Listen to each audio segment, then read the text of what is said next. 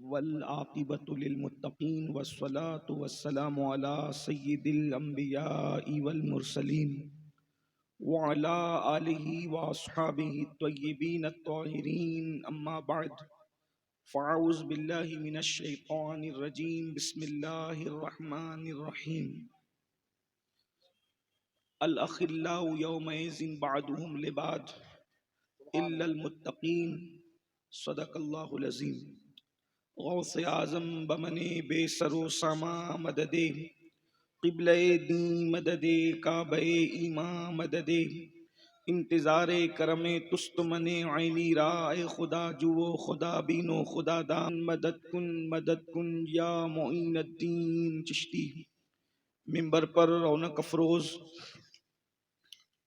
جانشین حضور مخدوم سمنا مخدوم ابن مخدوم حضور سیدی قائد ملت حضرت علامہ، صبح طیبہ میں ہوئی بڑھتا ہے باڑا نور کا، صدقہ لینے نور کا آیا ہے تارا نور کا، میں گدا تو بادشاہ بھر دے پیالہ نور کا، نور دن دونا تیرا دے ڈال صدقہ نور کا، یہ جو مہر و ماہ پر اطلاق آتا نور کا، بھیک تیرے نام کی ہے استعارہ نور کا، نور بنت نور زوج نور ام نور نور، نور بنت نور زوج نور ام نور نور، نور مطلق کی کنیز اللہ لما نور کا، ایک سینے تک مشابہ ایک وہاں سے پاؤں تک، حسن سبتین ان کے جاموں میں ہے نیما نور کا، تو تیری نسل پاک میں ہے بچہ بچہ نور کا، تو ہے عین نور تیرا سب گھرانہ نور کا۔ آج کی یہ خوبصورت سی محفل ولی ابن ولی حضور سیدی شیخ اعظم رحمت اللہ تعالی علیہ کی بارگاہ میں خراج عقیدت پیش کرنے کے لیے منعقد کی گئی ہے، اور میرے لیے سب سے بڑا امتحان یہ ہے کہ حضور شیخ اعظم کی زندگی پر ان کے لائق فائق سپوت حضور سیدی قائد ملت نے خطاب فرما لیا ہے۔ ظاہر سی بات ہے ایک عظیم باپ کے لیے جب ایک عظیم بیٹا اپنی گفتگو کو مکمل کر چکے تو پھر میں اس پر کس طرح سے گفتگو کر سکوں گا۔ کاش کہ میرے احباب نے مجھے پہلے یہ موقع دیا ہوتا، لیکن میں مایوس نہیں۔ اس کی وجہ یہ ہے کہ حضور قائد ملت نے جہاں گفتگو کو ختم کیا ہے، موقع کی مناسبت سے یا وقت کی نزاکت کو دیکھ کر میں وہیں سے اپنی گفتگو کا آغاز کرنا چاہتا ہوں۔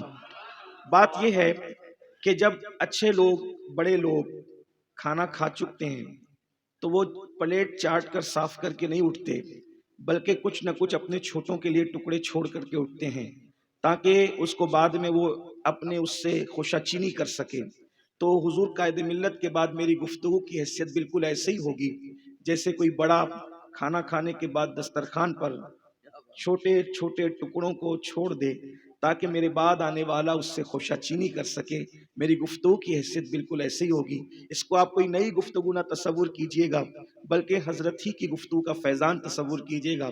حضرت نے جو بنیادیں فراہم فرمائی ہے حضور شیخ اعظم کے لیے، ان کی ولایت کے لیے، سب سے پہلے میں انہی کے سرکار شیخ اعظم کے جد امجد کے کچھ اقوال کے حوالے سے ولی کی تعریف بیان کرنا چاہتا ہوں، اس لیے کہ ولی کی تعریف ولایت دینے والا جس شان سے بیان کر سکے گا شاید لینے والا بھی اس انداز سے بیان نہ کر سکے۔ حضور غوثیت مآب شیخ عبد القادر جیلانی رضی اللہ تعالیٰ عنہ جنہوں نے ولایت تقسیم کی ہے اور لوگوں کو ولی بنایا ہے، اور خاص بات یہ ہے کہ ولایت جو ہے سرکار غوثیت مآب نے چوروں کو بھی عطا فرمائی ہے، اور پھر چوروں میں بھی وہ مقام دیا۔ ایک تو یہ کہ اگر صرف ولایت کا مقام دیتے تو بھی بڑی بات تھی، لیکن ولایت میں وہ مقام جسے مقام قطبیت کہتے ہیں، سرکار غوثیت مآب نے چور کو مقام قطبیت عطا فرمایا ہے۔ ولایت اتنی مشکل نہیں ہے جتنا لوگ سمجھتے ہیں، اور اتنی آسان بھی نہیں ہے جتنا لوگ سمجھتے ہیں۔ اگر نہ دینا ہو تو ہزاروں سال عبادت کرنے والے کو بھی نہیں دی جاتی، اور اگر دینا ہو تو غار میں سلا کر بھی ولایت عطا کر دی جاتی ہے۔ اگر عطا کرنا ہو آپ اصحاب کہف کی عبادت کا تذکرہ قرآن میں نہیں پڑھیں گے، صرف ان کی نیند کا تذکرہ پڑھیں گے. گویا کہ قدرت بتا رہی ہے اگر دینا چاہتے ہیں تو پھر سلا کر بھی عطا کرتے ہیں، اور اگر نہیں دینا چاہتے تو پھر عبادت پر بھی عطا نہیں کرتے. تو پتا چلا کہ انسان کو راستہ اختیار کرنا چاہیے. انشاءاللہ تبارک و تعالی کبھی نہ کبھی کرم کی برسات ہو ہی جائے گی. لیکن میں جس گلے سرسبد کی بات کر رہا ہوں، خاندان غوثیت اور خاندان اشرف کی، جس کے گھر سے ولایت بڑھتی ہو، میں اس کی ولایت پر کیا ثبوت پیش کر سکتا ہوں. لیکن اللہ اکبر، آج ہر ننگے دھڑنگے کو بھی ولی مانا جاتا ہے. اللہ اکبر. اسی طریقے سے جھوٹی شہرتیں کر دی جاتی ہے، الگ الگ معاملات کر دیے جاتے ہیں. لیکن سرکار غوث اعظم فرماتے ہیں ولی کی 12 صفتیں ہوتی ہے، ولی کے اندر 12 صفتیں ہوتی ہے. اگر ولی پہچاننا ہو تو آپ امامے کے پیچ و خم سے نہیں پہچان سکتے، جبوں کی خوبصورتی سے نہیں پہچان سکتے. ولایت کو پہچاننا ہو تو ہاتھ میں تسبیح اور بغل میں مصلی سے بھی نہیں پہچان سکتے. بلکہ غوثیت مآب رضی اللہ تعالیٰ عنہ اپنے ملفوظات میں ولی کی 12 صفتیں بیان فرماتے ہیں، اور ان 12 صفتوں میں ہم شیخ اعظم کی زندگی کا جائزہ لیں گے. کیا یہ 12 صفتیں میں، یہ 12 صفتوں میں حضور شیخ اعظم کی زندگی کا کوئی گوشہ ملتا ہے؟ اگر ملتا ہے تو پھر بات اپنی جگہ ہوگی اور اللہ اکبر پھر گفتگو ہوگی. میں بہت طویل گفتگو نہیں کروں گا، لیکن اختصار کے ساتھ سرکار غوثیت معاف فرماتے ہیں ولی میں 2 صفتیں جو ہوتی ہے وہ اللہ رب العزت کی 2 صفات کا مظہر ہوتا ہے. ولی اللہ کی 2 صفات کا مظہر ہوتا ہے، رسول اللہ کی 2 صفات کا مظہر ہوتا ہے، صدیق اکبر کی 2 صفات کا مظہر ہوتا ہے، فاروق اعظم کی 2 صفات کا مظہر ہوتا ہے، عثمان غنی کی 2 صفات کا مظہر ہوتا ہے، مولا علی کی 2 صفات کا مظہر ہوتا ہے. یعنی 4 یاروں کی 2 صفات. اللہ اکبر. یہ 8 صفات ہو گئی، اور اس طریقے سے رسول اللہ کی 2 صفات 10 صفات ہو گئی. اسی طریقے سے جو ہے وہ اللہ رب العزت کی 2 صفات 12 صفات ہو گئی. اب آئیے شیخ اعظم کا جائزہ لیں گے، ان کی زندگی کے اندر یہ صفات ہے کہ نہیں. قدرت کی وہ 2 صفات کا مظہر ہوتا ہے. نمبر 1 صفت ستاری اور صفت غفاری کا وہ مظہر ہوتا ہے. واللہ تاللہ باللہ مریدوں کو دیکھ کر کے گفتگو کا عنوان بدلنے کو میں نفاق سمجھتا ہوں. خاندان سرکار کلاں کی 4 پشتیں میں نے اپنی چھوٹی سی عمر میں دیکھی ہے. میں نے حضور سرکار کلاں کی بھی زیارت کی ہے، حضور شیخ اعظم کی بھی زیارت کی ہے، حضور محمود میاں کی بھی زیارت کر رہا ہوں، اور ان کے شہزادے حامد میاں کو بھی ہم ان کی زیارت کر رہے ہیں. یعنی اتنی مختصر سی عمر میں اللہ نے ہمیں سرکار اشرف کے خانوادے کی 4 پشتوں کو دکھایا، زیارت کرایا. لیکن پھر کہتا ہوں انتہائی انصاف کے ساتھ گفتگو کروں گا. اس کی وجہ یہ ہے یہ منبر بڑا ذمہ دار منبر ہے. کیوں؟ اگر ہم مخلوق کی خوشی کے لیے کچھ کہہ دیں تو مخلوق تو خوش ہو کر چلی جائے گی، مگر خالق ناراض ہو جائے گا. اور مخلوق کو خوش کرنے کے لیے خالق کو ناراض کرنا یہ کسی طرح کی دانشمندی نہیں ہے. اللہ اکبر. صفت ستاری اور صفت غفاری کا وہ مظہر ہوتا ہے جو اللہ کا ولی ہوتا ہے. صفت ستاری کیا مطلب؟ جس کے عیب دیکھیں اس کے عیب کو چھپا دیں. آپ دیکھیں ماں بھی اگر عیب دیکھے بیٹے کے تو وہ کم سے کم اس کے باپ کو ضرور بتاتی ہے، بھائیوں کو ضرور بتاتی ہے. مگر میرا اللہ کتنا ستار ہے. بندے جرائم کرتا ہے، قدرت پردے ڈالتی ہے. بندے جرائم کرتے ہیں، قدرت پردے ڈالتی ہے. شان ستاری کا عالم کیا ہے؟ اللہ اکبر. بڑی معذرت کے ساتھ مسلمانوں، اگر اللہ ہمارے عیبوں پہ پردے نہ ڈالے تو نہ وہاں آپ بیٹھنے کے قابل ہو نہ یہاں ہم بیٹھنے کے قابل ہو. یہ شان ستاری ہی تو ہے. انسان جرائم کرتا جاتا ہے اور اس کے بعد قدرت پردے ڈالتی جاتی ہے. اللہ اکبر. اس وقت تک پردے نہیں اٹھائے جاتے جب تک کہ انسان گناہ کرنے کا عادی ہو کر اس پہ دلیر نہ ہو جائے. مثال کے طور پر فاروق اعظم رضی اللہ تعالیٰ کے دور میں ایک شخص چوری کرتے پکڑا گیا، اور جب چوری کرتے پکڑا گیا تو آپ نے فرمایا اس کے ہاتھ کاٹ دو. اس نے ہاتھ جوڑ کے کہا سرکار پہلی مرتبہ کر کے پکڑا گیا ہوں.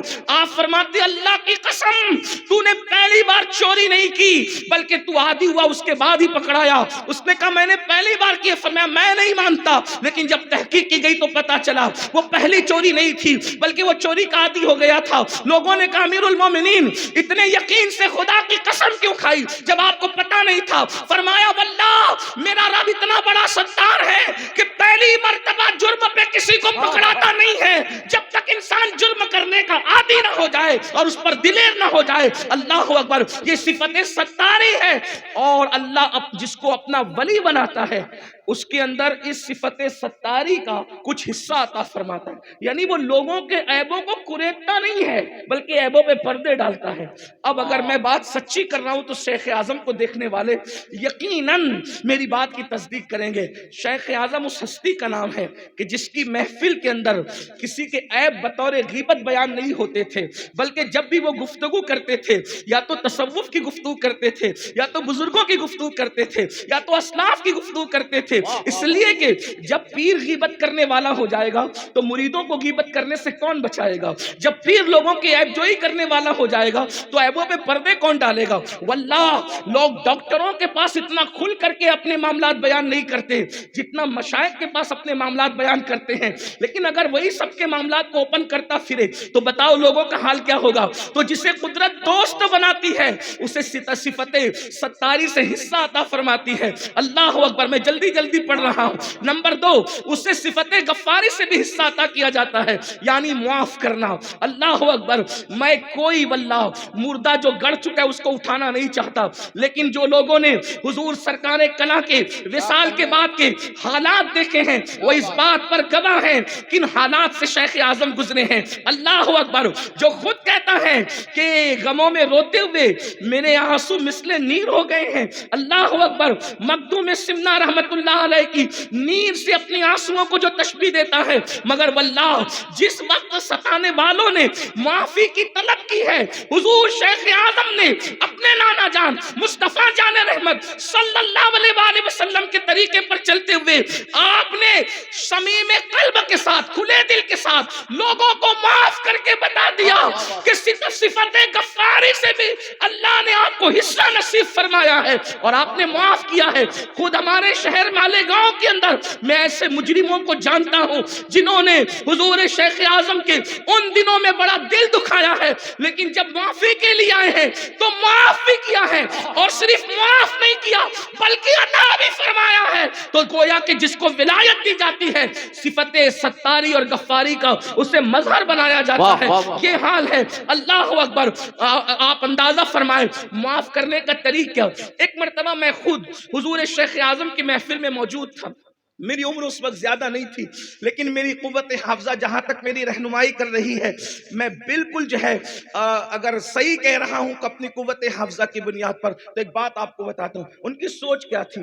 حضور شیخ اعظم کے ساتھ کچھ لوگ بیٹھ کر کے حالات کا رونا رو رہے تھے، اس لیے کہ کچھ لوگ کی عادت ہے کہ وہ اپنے بزرگوں کے درمیان حالات کا ایسا رونا روتے ہیں اسٹیج پر جانے سے پہلے، تاکہ منبر پر جانے کے بعد انسان اپنی بولی بولنے کی بجائے بولے ہوئے لوگوں کی بولی بولے۔ لیکن ایک جملہ آپ کو کہہ دوں، شیخ اعظم کی بارگاہ میں کام کرنے والوں کی قدر تھی، کان بھرنے والوں کی قدر نہیں تھی۔ حضور شیخ اعظم اللہ کے اس برگزیدہ بندے کا نام ہے۔ اللہ اکبر، آپ پر کو جب شکایت کی گئی تو آپ نے فرمایا کہ آپ کا مخصوص انداز تھا، ہاتھ اٹھاتے تھے اور وہ خوبصورت ہاتھ، نکیلی انگلیاں، اور کبھی کبھی ان انگلیوں کے پوروں کے اوپر پان کے ہلکے سے نشانات، اور چہرہ اللہ اکبر ایسا کھلا ہوا یوں لگتا تھا جیسے کسی جھیل کے اندر ابھی ابھی کمل نے مسکرایا ہو، اتنا خوبصورت سا چہرہ۔ اور یہ بات انسان جو ہے بالکل شرح صدر کے ساتھ کہہ سکے کہ لوگ مولا علی کے بارے میں کہتے ہیں کہ وہ بہت زیادہ خوبصورت تو نہیں تھے، ہمارے شہر میں بھی کسی نے بکا تھا تو میں نے کہا تھا کم سے کم ان کی نسل ہی کو دیکھ لیتے، جب 1400 سال کے بعد حسن کا یہ عالم ہے تو اللہ اکبر مولا کائنات کے حسن کا عالم کیا ہوگا۔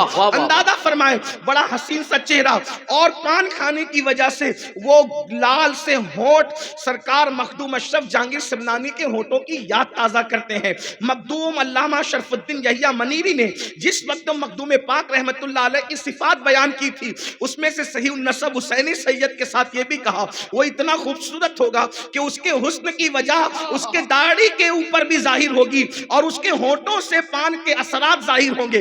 یہ بات آپ کی زندگی میں ہے۔ حضور شیخ اعظم وہ مخصوص انداز میں جو ہے ہونٹوں کی لالی اور پھر ہاتھوں کا وہ انداز اور پھر زبان میں ایک ہلکی سی مخصوص سی لکنت اور وہ گفتگو کے مزے کو مزید دوبالا کر دیتی تھی اور کان میں رس کھولنے لگتی تھی، ان کے والد بزرگوار کی آواز کی یاد تازہ کر دیتی تھی، انداز تازہ کر دیتی تھی۔ تو آپ نے لوگوں سے فرمایا تم میری طرح کیوں نہیں بن جاتے؟ تو کہا حضور مطلب کیا؟ کہا جب لوگ مجھے ستانے لگتے ہیں تو میں ان کا جواب دینے کی بجائے میں اپنے آپ کو کسی نہ کسی کام میں بزی کر دیتا ہوں، کسی نہ کسی کام میں مصروف کر لیتا ہوں تاکہ مجھے لوگوں کو جواب نہ دینا پڑے۔ اور پھر فرمایا کہ میں تو دشمنوں کی طرف توجہ نہیں کرتا، وہ مخصوص لہجے میں نہیں بول سکوں گا، وہ بڑا خوبصورت میرے دل و دماغ پہ وہ جملے اب بھی نقش ہے اور ہم اس کو بھی مشعل راہ بنائے ہوئے ہیں۔ آپ نے فرمایا بڑوں کی صحبت میں بیٹھنے سے یہی ہوتا ہے، یاد رکھنا کتابیں علم بڑھا سکتی ہے، زندگیاں نہیں بدل سکتی، زندگیاں تو صحبتیں بدلا کرتی ہے۔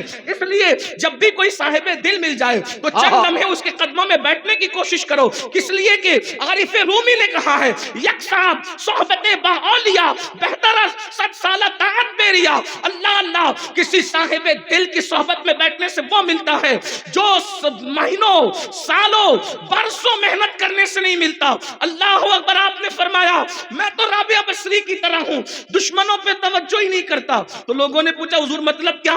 فرمایا جب رابعہ بہت عبادت کرتی تھی تو کسی نے کہا رابعہ مائی جب تو اتنی عبادت کرتی ہے تو دشمن تو تجھے بہت ستاتے ہیں، تو شیطان تو تجھے بہت ستاتا ہوگا، شیطان تو تجھے تکلیف پہنچاتا ہوگا، شیطان تو تجھے ہر جگہ پر پریشان کرنے کی کوشش کرتا ہوگا۔ تو رابعہ نے جواب دیا، کہا کہ مجھے یار کی یاری سے فرصت نہیں ہے، دشمن کے لیے میں وقت کہاں سے لاؤں؟ میرے پاس تو دشمنوں کے لیے نعرہ تکبیر۔ واہ واہ واہ۔ شیخ اعظم فرماتے مجھے کام سے فرصت نہیں ہے، میں مخالفین کے لیے وقت کہاں سے؟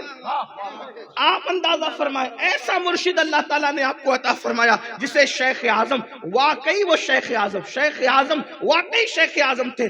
دو صفتیں رسول اللہ کی، وہ حضور کی صفات کا مظہر۔ حضور کی دو صفتیں کیا؟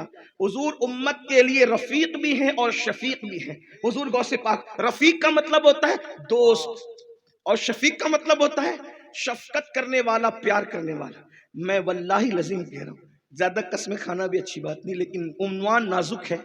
کسی کو بھی ٹارگٹ کر کے تقریر کرنے کو میں غیبت سمجھتا ہوں، اور غیبت زنا سے بدتر ہے۔ لیکن اگر دائیں بائیں الفاظ کے تیر چلے جائیں تو اگر میں شراب کے خلاف تقریر کروں اور کوئی کہے کہ یہ کس کو بلا لیا تھا مالیگاؤں سے کہ وہ ہمارے خلاف بول رہا تھا، میرے عزیز مجھے تو پتہ بھی نہیں کہ آپ شراب پیتے ہیں، مجھے پتہ بھی نہیں کہ آپ جوا کھیلتے ہیں، اگر تیر آپ تک پہنچے تو میں کیا کر سکتا ہوں؟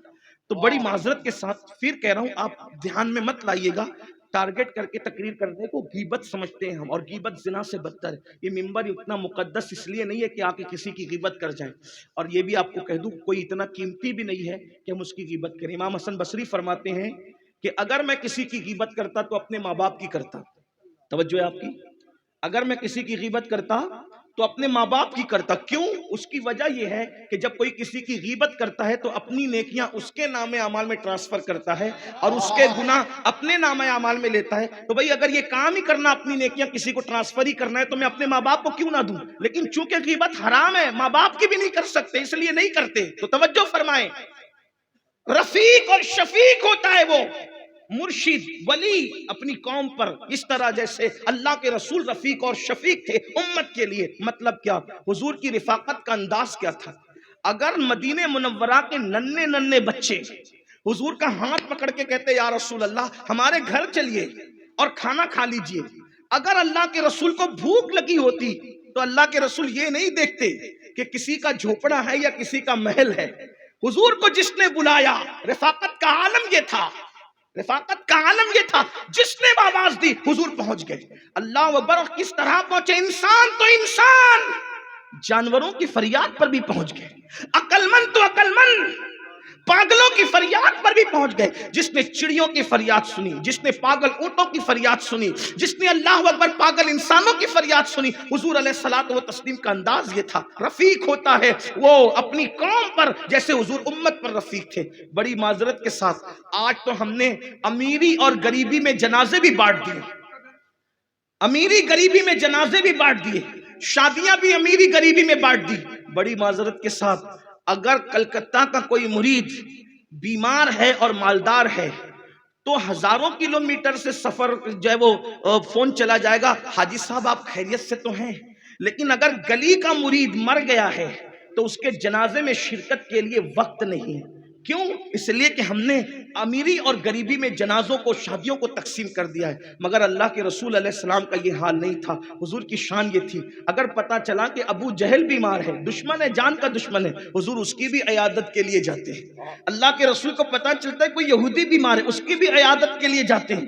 اگر کوئی غریب ہے، حضور اس کے یہاں بھی تشریف لے جاتے ہیں۔ کوئی امیر ہے، اس کے یہاں بھی تشریف لے جاتے ہیں۔ یہ رفاقت کا انداز اگر آپ دیکھنا چاہیں تو حضور شیخ اعظم کی زندگی میں دیکھ سکتے ہیں۔ جب تک کہ پیر کام کرتے تھے، جب تک پیر کام کرتے تھے، آپ کا 10 دن کا قیام ہے، 5 دن کا قیام ہے، تو جس نے کہا حضور میرے گھر دعا کے لیے چلیے، زبان پہ نہ نہیں ہوتا تھا، بلکہ برابر تشریف لے جاتے تھے۔ اس لیے کہ امیری غریبی وہ دیکھتا ہے میرے عزیز جس کی نظر پیسوں پہ ہوتی ہے، اور جس کی نظر یار کی رضا پر ہوتی ہے، اس کے لیے امیر اور غریب تو یکساں ہوتے ہیں۔ ابھی آپ نے سنا حضرت سے کہ جس کی کوئی پراپرٹی نہیں، جس کا کوئی جو ہے وہ بینک بیلنس نہیں بڑھ چڑھ کر کے، اور اب بچوں کو آبائی مکان صرف وراثت میں ملتا ہے، شیخ اعظم اس بادشاہ کے عظیم سپوت تھے جس نے ٹھکرایا تھا تخت و تاج کو خدا کی محبت میں۔ وہ اپنے بابا کے راستے سے کیسے ہٹ سکتے تھے، کیسے بغاوت کر سکتے تھے؟ اس لیے کہ ان کا نام کسی مسجد کے مولوی صاحب نے اظہار اشرف نہیں رکھا تھا، کسی جلسے کے ناظر نے اظہار اشرف نہیں رکھا تھا، بلکہ کسی علم ظاہر کے، علم العادات کے ماہر نے بھی ان کا نام اظہار اشرف نہیں رکھا تھا، جسے ہم شبیہ غوث اعظم کہا جاتا ہے، عارف باللہ کہا جاتا ہے، اللہ اکبر، ولی ابن ولی کہا جاتا ہے، انہوں نے نام رکھا تھا۔ اور اظہار اشرف کا مطلب کیا بیان کیا تھا؟ فرمایا یہ اظہار اشرف ہے، یعنی اس سے اشرف کا اظہار ہوگا۔ واہ واہ واہ واہ، جنہوں نے اشرف کو نہیں دیکھا وہ اظہار کو دیکھ کر کے سمجھ جائے گا کہ اظہار اشرف یہ ہے، اشرف کا اظہار یہ ہے، واہ واہ واہ، تو وہ اظہار اشرف ہوگا، یعنی کہ اشرف جس کی شخصیت میں آشکار ہوگا۔ اظہار سے جس اشرف کو ظاہر کیا جائے گا، ان کے کردار کو، ان کی سخاوت کو، ان کے حسن کو، ان کے جمال کو، ان کے اخلاق کو، وہ اظہار اشرف ہوں گے۔ اندازہ فرمائے تو یہ نام یوں ہی نہیں رکھا گیا، ایک عارف باللہ کی زبان سے نکلا تھا وہ نام، اور پھر انہوں نے واقعی اپنی ذات سے کردار اشرف کا اظہار کر کے بتایا، اور دنیا کو کہنا پڑا جب اظہار اشرف یہ ہے تو شان اشرف کیا؟ نعرہ تکبیر، نعرہ رسالت، شیخ اعظم کانفرنس، فیضان مخدوم اشرف۔ وہ شفیق بھی ہوتا ہے اسی طرح جیسے اللہ کے رسول اپنی امت پر شفقت فرماتے تھے۔ وہ صفت شفقت کا مظہر ہوتا ہے اپنے نبی صلی اللہ علیہ وآلہ وسلم سے، وہ صفت اس کو نصیب ہوتی ہے، اور وہ صفت کیا ہے؟ شفقت۔ یاد رکھیے ڈانٹ ڈپٹ تو سب کو آتی ہے، لیکن شفقت، بڑی معذرت کے ساتھ 4 5 50 20 لوگ کسی کے ماننے والے ہو جائیں تو وہ لوگوں سے مصافحہ کرنے میں اپنے آپ کی بے عزتی سمجھتا ہے۔ بھئی اگر ٹرین پکڑنی ہو، فلائٹ پکڑنی ہو، کوئی کھانا کھانا ہو، کوئی حاجت ہو، تب تو مصافحہ نہ کرنا سمجھ میں آتا ہے، آپ کو جا کر کے سونا ہی ہے تو اس کے بعد لوگوں سے مصافحہ نہ کرنے کا مطلب اس کے سوا کیا ہے؟ میں کوئی کرٹیسائز نہیں کر رہا ہوں، پھر کہہ رہا ہوں کوئی ٹارگٹ نہیں کر رہا ہوں۔ اللہ کے رسول کی شفقت امت پر یہ تھی، اللہ کے رسول کی شفقت امت پر یہ تھی، اللہ اکبر، کہ حضور سے اگر کوئی مصافحہ کرتا، حضور سے اگر کوئی مصافحہ کرتا، حضور کے ہاتھ بڑے نرم تھے، ٹھنڈے تھے، اور اتنے خوشبودار تھے کہ اگر صبح کوئی مصافحہ کرتا تو شام تک اس کے ہاتھ مہکتے رہتے۔ تو لوگ جب اللہ کے رسول سے مصافحہ کرتے تو نرمی، ٹھنڈک اور خوشبو کی وجہ سے دیر تک پکڑے رہتے حضور کے ہاتھ کو، مگر احادیث گواہ ہے جب تک ہاتھ پکڑنے والا ہاتھ پکڑا رہتا وہ اللہ کے رسول کبھی ہاتھ اس سے نہیں چھڑایا کرتے تھے جب تک کہ وہ خود نہیں چھوڑ دیا کرتا۔ اللہ اکبر۔ حضور شیخ اعظم کی زندگی میں آپ دیکھیں، اگر مصافحے کا موقع ہے تو اللہ اکبر، امیر بھی مصافحہ کر رہا ہے، غریب بھی مصافحہ کر رہا ہے، اپنا بھی مصافحہ کر رہا ہے، بیگانہ بھی مصافحہ کر رہا ہے۔ اور شفقت کا عالم یہ ہے، غصے میں جلدی آتے تھے لیکن جلدی سے غصہ چلا جاتا تھا، اور یہ بہت اچھے انسانوں کی علامت ہے۔ ایک مرتبہ اورنگ آباد کی سرزمین پر بیان کے لیے تشریف لے گئے تھے، اللہ اکبر، اور لوگوں نے کھانا کھلا دیا، اور کھانا کھلانے کے بعد فرمایا حضرت تقریر کے لیے چلیے، غصے میں آ گئے، جلال آ گیا اور فرمایا کھانے کے بعد کم سے کم مجھے 2 گھنٹے چاہیے، اس کے بعد میں تقریر کر سکوں گا، فوراً میں تقریر نہیں کر سکتا۔ غصے میں آئے، جلال میں آئے، منتظمین حیران ہو گئے، اب کیا کریں، حضرت جلال میں آ گئے۔ لیکن لوگوں نے دیکھا جتنی جلدی جلال شباب پر آیا اتنی جلدی جلال اس طرح نیچے کی طرف گیا جیسے کسی آگ پر رکھا ہوا دودھ بہت جلدی سے اوپر بھی چلا جاتا ہے اور آنچ نیچے کر دو تو نیچے بھی آ جاتا ہے۔ یہ غصہ بڑا محمود ہے، یہ غصہ بڑا محمود ہے جو ابو المحمود کا غصہ تھا۔ یہ غصہ بڑا محمود ہے جو ابو المحمود کا، کہ جلدی غصے میں آئے اور غصہ جلدی چلا بھی جائے۔ یہ ایک مومن کی شان بیان کی گئی ہے روایتوں میں کہ غصہ جلدی بھی آتا ہے اور جلدی چلا بھی جاتا ہے۔ اللہ اکبر، یہ ان کی شان تھی، بڑے شفیق تھے، بڑے مہربان تھے۔ ایک بات آپ کو بتاؤں، اللہ اکبر، ان کا حال یہ تھا کہ وہ غریب مریدوں سے بڑی شفقتوں سے بات کرتے تھے، پیار سے بات کرتے۔ میں تو اس زمین کا رہنے والا ہوں جہاں اکثریت مزدوروں کی ہے، وہاں آنے کے بعد ان کا پیار، ان کی محبتیں، ان کی شفقتیں لوگوں کو یاد ہے، اور انشاءاللہ جب تک چاند سورج نکلتے ڈوبتے رہیں گے شاید یاد رہے گی۔ میں جلدی چل رہا ہوں۔ اس کے بعد صدیق اکبر کی 2 صفت اس میں ہوتی ہے، وہ صادق ہوتا ہے یعنی سچا ہوتا ہے، اور مصدق ہوتا ہے یعنی سچ کی تائید کرنے والا ہوتا ہے۔ وہ سچا بھی ہوتا ہے اور سچ کی یعنی اللہ والا کبھی جھوٹا نہیں ہوتا، وہ جھوٹی بکواسیں نہیں کرتا۔ حضور شیخ اعظم کی زندگی کو آپ دیکھیں، اللہ اکبر، سچائی قدم قدم پر آپ دیکھیں گے، صداقت قدم قدم پر آپ دیکھیں گے، اور اس کے بعد اگر کسی نے کوئی سچ بات کہہ دی تو آپ غرور کی وجہ سے، گھمنڈ کی وجہ سے آپ نے کبھی انکار نہ فرمایا بلکہ آپ نے اس کی تصدیق فرمائی۔ اس کے بعد فاروق اعظم کی 2 صفات ہوتی ہے، کیا؟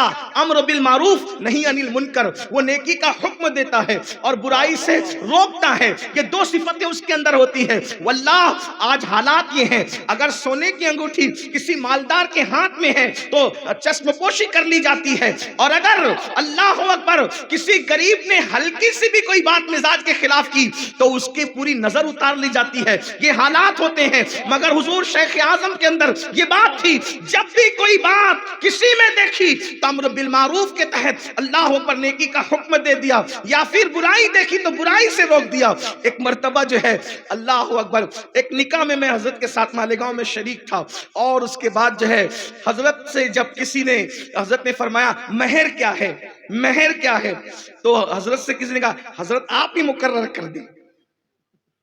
حضرت نے اس کو اتنی بری طرح ڈانٹ کر کے فرمایا یہ حق دلہن کا ہے ظالم، یہ بھی آپ مجھے دے دینا چاہتے ہیں؟ آپ نے فرمایا امر بالمعروف اور نہی عن المنکر کا انداز دیکھیں، فرمایا یہ دلہن کا حق ہے، تم وہ بھی مجھے دے دینا چاہتے ہو؟ اس کے بعد میں جا اور پوچھ کر کیا، اس لیے کہ یہ حق اللہ اور رسول نے عورتوں کو عطا فرمایا۔ امر بالمعروف کا انداز دیکھیں، اللہ اکبر، نہی عن المنکر کا انداز دیکھیں۔ اس کے بعد پھر 2 صفتیں عثمان غنی کی ہوتی ہے۔ نمبر 1 تو یہ سخاوت، وہ دن کو سخاوت کرتا ہے اور رات کو عبادت کرتا ہے۔ اللہ اکبر، میرے آقا علیہ السلام کے پیارے دیوانوں، پتہ چلا ولی لوٹنے والا نہیں ہوتا، لٹانے والا ہوا کرتا ہے، مانگنے والا نہیں ہوتا، دینے والا ہوا کرتا ہے۔ اور یاد رکھنا، مانگتے وہ ہیں جسے یار کا پتہ نہیں ملتا، ورنہ جسے یار کا پتہ مل جائے پھر اس کی شان یہ ہوتی ہے، 2 عالم سے کرتی ہے، بیگانہ دل کو عجب چیز ہے، لذت آشنائی، شہادت ہے، مطلوب مقصود مومن، نہ مال غنیمت نہ کشور کشائی۔ اللہ اکبر، وہ سخی ہوتا ہے، سخاوت کرتا ہے۔ اللہ اندازہ فرمائے کہ سخاوت کا عالم کیا ہے۔ کبھی مدرسے کے بچوں پہ سخاوت کرنے اس انداز سے کہ کوئی چیز منگانی ہے تو کوئی چیز منگا لی، اور اس کے بعد بچے ہوئے پیسے بچوں سے کہہ دیا کہ بابو تم رکھ لو۔ اللہ اکبر، اندازہ فرمائے کہ کیا انداز ہے، دیا بھی جا رہا ہے، عزت نفس کا خیال بھی رکھا جا رہا ہے۔ میرے آقا علیہ الصلوۃ والتسلیم کے پیارے دیوانوں، جامعہ اشرف کے بچے جو اس دور میں حضرت کے زمانے میں پڑھتے تھے وہی میری اس بات کی تصدیق کریں گے کہ کوئی چیز منگائی ہے، پیسے بچ گئے ہیں تو کہا کہ بابو تم رکھ لو۔ سخاوت کا انداز دیکھیں میرے آقا علیہ الصلوۃ والتسلیم کے پیارے دیوانوں۔ اور پھر رات کی عبادت، یہ معاملہ تو اللہ اکبر ان کے گھر والے بہتر بتا سکتے ہیں، لیکن میں نے تو نہیں دیکھا وہ کیفیت، مگر مجھے ایک اندازہ ضرور ہے جس سے میں اندازہ کر سکتا ہوں، نہ میں کوئی مفکر ہوں نہ کوئی دور اندیش انسان، لیکن میں اندازہ کر سکتا ہوں مثنوی شریف کو انہوں نے جو ترجمانی کا لباس پہنایا ہے، رات کی تاریکیوں میں سوزے دل نہ رکھنے والا وہ لباس پہنا ہی نہیں سکتا۔ اگر مثنوی شریف کو، اس لیے کہ اکثر اللہ والے مثنوی کو رات ہی میں پڑھا کرتے ہیں، مصلی پر آنسو گرا کرتے ہیں، اللہ اکبر، ان کی راتیں میں نے تو نہیں دیکھی، اس لیے میں اس پر کچھ نہیں کہہ سکتا، البتہ اتنا ضرور کہوں گا کہ شیخ اعظم وہ ہستی ہے ویل چیئر پر جانے کے بعد بھی کبھی ان کی نماز ترک نہیں ہوئی، انہوں نے نماز ترک نہیں فرمائی، اسی طریقے سے حالت سفر میں بھی کبھی گاڑیاں روک کر کبھی ٹرینوں میں انہوں نے برابر نماز ادا فرمائی ہے۔ لیکن یہاں بہت دکھ کے ساتھ اتنا ضرور کہہ دینا چاہتا ہوں، آج شیخ اعظم نبی کے شہزادے ہو کے، مخدوم اشرف کے جانشین ہو کے، سرکار کلا کے شہزادے ہو کے ایک وقت کی نماز بھی ترک نہیں کرتے، یہ سوچ کر کہ میں بڑے باپ کا بیٹا ہوں، میرا والد سرکار کلا ہے، میرا دادا اعلیٰ حضرت تشریفی میاں ہے، اور میرا پردادا اللہ اکبر اوپر جا کر کے حضرت عبدالرزاق نور العین ہے، مخدوم سمنا ہے، غوث اعظم ہے، جنہوں نے چوروں کو قطبیت عطا فرمائی، مگر اس کے بعد بھی وہ نماز ترک نہیں کرتے۔ کیوں؟ اس لیے کہ وہ جانتے تھے جو اللہ سے جتنی محبت کرے گا وہ عبادت میں اتنا آگے بڑھے گا۔ بڑی معذرت کے ساتھ آج ہم لوگ کیا کہتے ہیں، ہم تو شیخ اعظم کے مرید ہیں، جھوٹ بولیں گے تب بھی بخشے جائیں گے، نماز نہیں پڑھیں گے تب بھی بخشے جائیں گے، چوری کریں گے تب بھی بخشے جائیں گے۔ بڑی معذرت کے ساتھ اتنا اپنے آپ کو دھوکہ نہ دو، اتنا خود فریبی مبتلا نہ رہو۔ یاد رکھنا، نماز چھوڑ کر اگر یہ سوچتے ہو کہ جنت میں چلے جاؤ گے تو دوسری حدیث سن لو، اللہ کے رسول صلی اللہ علیہ وآلہ وسلم فرماتے ہیں کہ جو جان بوجھ کے نماز چھوڑ دے اس کا نام جہنم کے دروازے پہ لکھ دیا جاتا ہے۔ ایک دن میں 5 مرتبہ جس کا نام جہنم کے دروازے پہ لکھا جا رہا ہو۔ اور دوسری بات، آقا ارشاد فرماتے ہیں جو جان بوجھ کے نماز چھوڑ دے قیامت کے دن اس کے ساتھ میرا کوئی وعدہ نہیں ہے، وہ میرے ذمے سے باہر ہے۔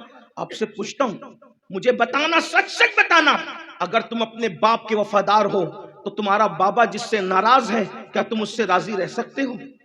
ہرگز نہیں۔ اگر باپ کے وفادار ہو تو جس سے رسول اللہ ناراض ہو، فرمائے کہ جو نماز چھوڑ دے میں محمد اس سے بیزار ہوں، اس کے ساتھ قیامت کے دن میرا کوئی وعدہ نہیں۔ جس سے حضور ناراض رہیں گے اس سے امام حسین کیسے راضی ہو سکتے ہیں؟ اس سے غوث اعظم کیسے راضی ہو سکتے ہیں؟ اس سے مخدوم اشرف کیسے راضی ہو سکتے ہیں؟ اس سے وارث دیوبند کیسے راضی ہو سکتے ہیں؟ اس سے شیخ اعظم کیسے راضی ہو سکتے ہیں؟ یاد رکھنا، نماز نہ پڑھنے والوں، نماز نہ پڑھ کر اگر آپ اپنے پیر کے وفادار بننا چاہتے ہو تو ایک بات یاد رکھیے، جو اللہ کا وفادار نہیں ہے وہ کسی کا وفادار۔ ہم مرید سے پہلے اللہ کے بندے ہیں، ہم ہر ڈگری سے پہلے اللہ کے بندے۔ میں کہتا ہوں مسلمان بہت کچھ بن چکا، کاش کہ وہ اللہ کا بندہ پہلے بنتا۔ ایک بات آپ سے کہوں، اگر شیخ اعظم ٹوپی کسی کو دیں، رومال کسی کو دیں، کرتا کسی کو دیں، کتنی جان سے سنبھال کے رکھنا بھی چاہیے، ہم نے بھی رکھا ہے اپنے بزرگوں کے تبرکات۔ پیر کے دیے ہوئے تحفے کی اتنی قدر کرتے ہو کہ کہتے ہیں قبر میں ساتھ لے جائیں گے، قبر میں ساتھ لے جائیں گے۔ ایسا ہی ہے نا، جب پیر کے دیے ہوئے تحفے کو قبر میں ساتھ لے جانا چاہتے ہو تو اللہ کے دیے ہوئے تحفے کی ناقدری کیوں کرتے ہو؟ واہ، یہ نماز تو اللہ کا دیا ہوا تحفہ ہے، اور کس کے ہاتھ سے دیا؟ دینے والی ذات کی بھی مثال نہیں اور لانے والی ذات کی بھی مثال نہیں۔ پھر ہم کیوں نمازیں چھوڑتے ہیں؟ میری بہنوں سے بھی کہتا ہوں، یاد رکھنا، جب تک مسلمان مسجدوں سے جڑا رہا اس وقت تک مسلمانوں کے یہ حالات نہیں تھے۔ جب تک مسلمان سجدہ کرتا رہا در در کا بھکاری نہیں تھا، جب تک مسلمان سجدہ کرتا رہا قسم پرسی کا شکار نہیں تھا۔ اس کی وجہ یہ ہے، اللہ اکبر، اللہ کے سچے رسول صلی اللہ علیہ وآلہ وسلم ارشاد فرماتے ہیں، حضرت ابو ہریرہ سے، ابو ہریرہ بے نمازی کی صحبت میں بھی مت بیٹھا کرو، کیونکہ جہاں بے نمازی ہوتا ہے اس پر آسمان سے لعنت برستی ہے۔ اللہ کے رسول علیہ السلام نے فرمایا صحابہ سے، اے میرے صحابہ دعا کیا کرو، اللہ کسی کو بدبخت نہ کرے، کسی کو محروم نہ کرے، یہ دعا کیا کرو۔ صحابہ کرام نے عرض کیا، یا رسول اللہ بدبخت کون ہے، محروم کون ہے؟ آقا ارشاد فرماتے ہیں جو نماز چھوڑ دے وہ بدبخت بھی ہے، وہ محروم بھی ہے۔ تو نماز چھوڑنے والا کبھی ولی نہیں ہو سکتا۔ یہ بھی کہتے ہیں کہ صرف نماز سے ولایت نہیں ملتی، لیکن بے نمازی اللہ کا ولی بھی نہیں ہو سکتا۔ سر درد ہے نماز چھوڑ دی، یہ ہے نماز چھوڑ دی، وہ ہے نماز چھوڑ دی، نہیں، نماز کی پابندی کرو، نماز چھوڑ کر کیا ملنا ہے؟ تو عثمان غنی کی دو صفات، سیدنا عثمان غنی کی دو صفات، نمبر ایک دین کا سخی، رات کا عبادت گزار، اور دو صفات مولا علی کی، مولا کائنات کی دو صفات، نمبر ایک وہ علم والا ہوتا ہے، یعنی ولی جاہل نہیں ہوتا، ولی جاہل نہیں ہوتا، علم والا ہوتا ہے۔ لوگ کہتے ہیں یہ کیسے ہو سکتا ہے؟ میں نے کہا جب تو جاہل کو اپنی بیٹی نہیں دیتا تو اللہ کسی جاہل کو اپنی ولایت کیسے دے گا؟ جب تیرے گھر کسی کا رشتہ آتا ہے تو پوچھتا ہے کہ لڑکا کہاں تک پڑا ہوا ہے، بیٹی دینے سے پہلے تو ڈگری چیک کرتا ہے، تو اللہ ولایت دینے سے پہلے اس جاہل کو ولایت دے دے گا؟ ہاں، لیکن یہ ضرور ہے کہ ہر ولی مدرسے میں پڑھا ہو یا نہ پڑھا ہو لیکن علم والا ضرور ہوتا ہے۔ کیوں؟ جس کو ولی بناتے ہیں کبھی کبھی کتابوں سے عطا کر دیتے ہیں، کبھی کبھی کسی کی نگاہوں سے عطا کر دیتے ہیں، لیکن علم ضرور دیتے ہیں، بغیر علم والے کو ولایت نہیں۔ تو فرمایا غوث پاک نے دو صفات اس میں مولا علی کی ہوتی ہے، نمبر ایک کیا کہ وہ ہوتا ہے علم والا، جیسے مولا کائنات کو اللہ نے علم دیا تھا، مولا علی تو باب مدینۃ العلم تھے، اللہ اکبر، کیسا علم اللہ نے ان کو دیا تھا، اگر اس پر گفتگو کی جائے تو وقت لگے، لیکن میرا عنوان آج وہ نہیں، اللہ اکبر۔ تو علم والا ہوتا ہے، اور نمبر دو ولی بزدل نہیں ہوتا۔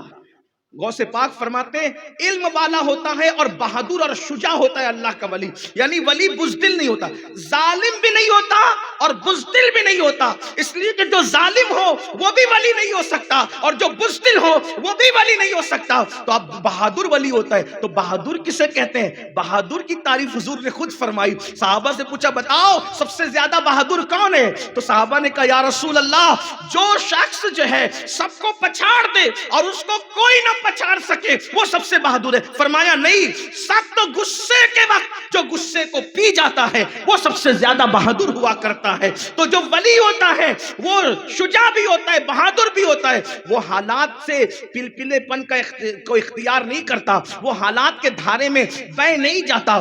آج دیکھ لیں ولایت کے ٹائٹل بھی ہے، بزدلی کا معاملہ بھی ہے، یاد رکھنا میں یہ نہیں کہہ رہا کہ معاذ اللہ مار دھاڑ کی بات کی جائے، لوگوں کو جھونکنے کی، یہ نہیں، لیکن کم سے کم اتنا دل گردہ تو ضرور ہونا چاہیے کہ ولی کو دیکھ کر کے پتا چلے جب یہ ایسا ہے تو کربلا میں امام حسین کیسے ہوں گے، ان کی شجاعت کیسی ہوگی۔ یعنی دنیا کچھ بھی بدتمیزی کرے، کچھ بھی کرے، وہ بزدلی کے ساتھ اپنے فیصلے کو نہیں بدلتا، وہ استقامت کا پہاڑ بن کر کے بہادری کے ساتھ ڈٹا رہتا ہے۔ اللہ اکبر۔ تو یہ 12 صفات جب کسی میں پیدا ہوتی ہے تب کہیں جا کر وہ ولایت کی منزل پر پہنچتا ہے۔ لیکن شیخ اعظم کو تو میں کس نام سے یاد کروں؟ بس اینڈ کرتے ہوئے عرض کروں آپ کے سامنے، شیخ اعظم کون ہے؟ جس وقت ولادت ہوئی ہے، ولادت اس وقت حضور اعلیٰ حضرت اشرفی میاں شیخ المشائخ انڈیا میں نہیں تھے بلکہ مدینہ منورہ میں تھے۔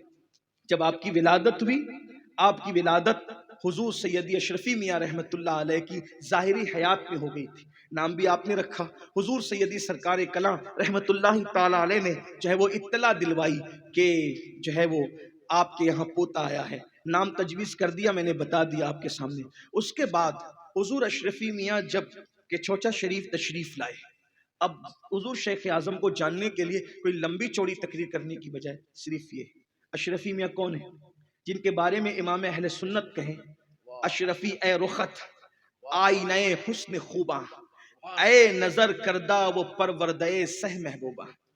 امام اہل سنت سیدی اعلیٰ حضرت فرماتے ہیں میں نہ کسی کا لکھا ہوا کلام سنتا ہوں جلدی سے، نہ کسی کی تقریر سنتا ہوں، اس لیے کہ وہاں معیار ہی کچھ اور تھا۔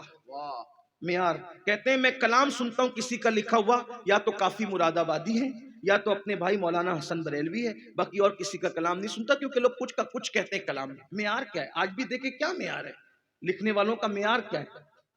اس پہ پانی ڈال دو گرم، اس کو مار ڈالو، اس کو کاٹ دو، یہ کوئی نعت ہے؟ اندازہ فرمائیں کیا ہے؟ نعت شریف تو ایک ایسی چیز ہے کہ تلوار کی دھار پہ چلنے کے مترادف ہے، ادھر ہوا تو گیا، ادھر ہوا تو گیا، بڑھا دیا تو شان الوہیت کی طرف حملہ کرنے والا قرار دیا جائے گا، گھٹا دیا گستاخ رسول ہوگا۔ اتنی نازک ہے یہ زمین جسے نعت کی زمین کہتے ہیں۔ اندازہ فرمائے معیار ہی کیا ہے؟ لیکن حضور امام اہل سنت اعلی حضرت امام احمد رضا خان محدث بریلوی رحمۃ اللہ علیہ فرمایا کرتے تھے نعت سنتا ہوں یا تو کافی کی یا محسن بریلوی کی. حضرت کافی کی نعتیں کیا ہے؟ تختہ دار پہ چڑھتے ہوئے لکھا تھا کوئی گل باقی رہے گا نہ چمن رہ جائے گا. اندازہ فرمائیں تختہ دار کو دیکھ کر جس کی ادبی صلاحیتوں کا یہ عالم ہو کہ اردو ادب اور عشق ایسا لگتا ہے جیسے ایک دوسرے کے گلے مل رہے ہوں اور کہیں پر خوف اور ہراس نظر نہیں آتا. کیا عقیدے کی بات کر رہے ہیں؟ کہتے کوئی گل باقی رہے گا نہ چمن رہ جائے گا پر رسول اللہ کا دین حسن رہ جائے گا. اطلس و کم خواب کی پوشاک پہ نادا نہ ہو اس تنے بے جان پر خاکی کفن رہ جائے گا. ہم سفیر و باغ میں ہیں کوئی دم کا چہچہا بلبلیں اڑ جائے گی سونا چمن رہ جائے گا. جو پڑے گا صاحب لولاک کے اوپر درود آگ سے محفوظ اس کا تن بدن رہ جائے گا. نام شاہان جہاں مٹ جائیں گے لیکن یہاں نام شاہان جہاں مٹ جائیں گے لیکن یہاں حشر تک نام و نشان پنجتن رہ جائے گا اور سب فنا ہو جائیں گے سب فنا ہو جائیں گے. کافی وہ لیکن حشر تک نعت حضرت کا زبانوں پر سخن رہ جائے گا. یہ کافی کی شاعری ہے اور مولانا حسن بریلوی صاحب کی شاعری استاد زمن کی تو آپ سنتے ہی ہیں. ان کے چند مصرے بھی پڑھ دوں تاکہ پتہ چلے معیار کیا ہے. دم اضطراب مجھ کو جو خیال یار آئے میرے دل کو چین آئے تو اسے قرار آئے میرے دل کو درد الفت وہ سکون دے الہی میری بے قراریوں کو نہ کبھی قرار آئے. اللہ اکبر. جو جنا بنائے بن کو جو جنا بنائے بن کو جو چمن بنائے بن کو جو جنا کرے چمن کو جو چمن بنائے بن کو جو جنا کرے چمن کو میرے باغ میں الہی کبھی وہ بہار آئے. حسن ان کا نام لے کر تو پکار دیکھ غم میں کہ یہ وہ نہیں جو غافل بس انتظار آئے. دو شعراء کی نعتیں سنا کرتے تھے قصدن اور خطاب کس کا سنتے تھے؟ فرمایا جب خطاب کی بات آتی ہے میں کسی کا خطاب نہیں سنتا سوائے میاں صاحب کے. اور میاں صاحب کون ہیں؟ انہی کو اشرفی میاں کہتے ہیں. ہم شبیہ گو سے وقت کا مجدد جس کا خطاب سننے کا اشتیاق رکھتا ہو اسے اعلیٰ حضرت اشرفی میاں رحمۃ اللہ علیہ کہا جاتا ہے. اندازہ فرمائیں یہ ہستی ہے صاحب کرامت ہستی. اگر میں ان کی کرامتوں کا ذکر کروں تو یہ میں بہت لمبی بات ہوگی لیکن اتنا کہہ دوں کہ حضور اشرفی میاں کے مریدوں نے یہاں تک بتایا کہ آخری میں کبھی کوئی ملنے کے لیے گیا اور تمنا تھی کہ کاش کے ہاتھ باہر آتے ہم بھی مصافحہ کر لیتے. تو حضور اشرفی میاں رحمۃ اللہ علیہ کے ہاتھوں کو قبر سے باہر آتے بھی دیکھا گیا ہے. میں اپنی طرف سے نہیں کہہ رہا ہوں. جو حضور سیدی شیخ اعظم کے عرس چہلم کے موقع پر جو یعنی کہ نمبر نکالا گیا تھا اس میں میری نگاہوں سے یہ زیر مطالعہ بات گزری. آپ اس کی طرف رجوع کریں آپ کو پورا واقعہ ملے گا. میں نے بہت تفصیل سے مالیگاؤں میں حضور سرکار کلا حضور شیخ اعظم کے عرس کے موقع پہ اس واقعے کو بیان کیا تفصیل سے لیکن یہاں وقت نہ ہونے کی وجہ سے اختصار سے کام نہیں. قبر انور سے ہاتھ بھی باہر آئے. یہ کوئی مبالغہ نہیں کہہ رہا ہوں. کچھ لوگوں کو شک ہوتا ہے میں کہتا ہوں اہل بدعت نہ سنا کریں ہماری بات. اس طرح کی عشق والوں کی بات اہل بدعت نہ سنا کریں اس لیے کہ یہ عشق ان کا عنوان ہی نہیں ہے. وجہ یہ ہے کہ جو خشکے لوگ ہیں جن کی اوقات اور حیثیت نہیں ہے بات کو ہضم کرنے کی وہ نہ سنا کریں. یہ تو اہل محبت کی محفل ہے اور ہم عشق کے بندے ہیں. کیا بات بڑھائی. ہم شبیہ غوث اعظم ہیں. کون؟ اشرفی میاں رحمت اللہ. اس کے بعد صاحب کرامت ہے اور بھی آپ کی بہت سی کرامتیں ہیں جس کا ذکر بہت طویل کر دے گا گفتگو کو. لیکن آپ کہیں گے اشرفی میاں پہ آپ کیوں آ گئے؟ مضمون ختم نہیں ہوا میرے پاس. اس لیے کہ وہ دسترخوان کے ٹکڑے ابھی بھی موجود ہیں جو چھوڑے گئے ہیں. لیکن آپ کہیں گے کہ شیخ اعظم پہ گفتگو آخر اشرفی میاں تک کیوں لے جا رہی ہے؟ اس لیے لے جا رہی ہے کہ اگر آپ اشرفی میاں کو سمجھتے ہیں کون اشرفی میاں جو ان پڑھوں کو توجہ ڈال کر کے اتنا علم والا بنا دے کہ بڑے بڑے علم والے اس سے گفتگو کرنے کے لیے لرزتے نظر آئیں. وقت کا مجدد جس کی گفتگو کو سننے کے لیے مشتاق ہو.